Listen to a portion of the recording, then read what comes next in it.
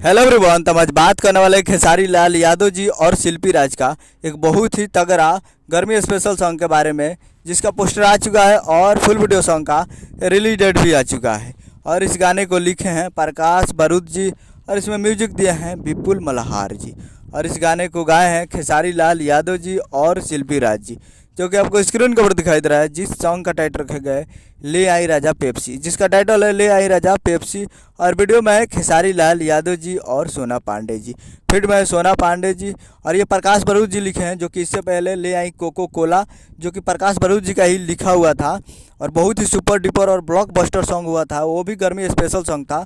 उसी अंदाज में ये भी गाना आ रहा है, जिस गाने का नाम है ले आई राजा पेप्सी। और इस गाने को रिलीज़ किया जा रहा है। Full video song releasing on 1 मई 2024 को सुबह 6:45 AM पे ये फुल वीडियो सॉन्ग को रिलीज़ किया जा रहा है।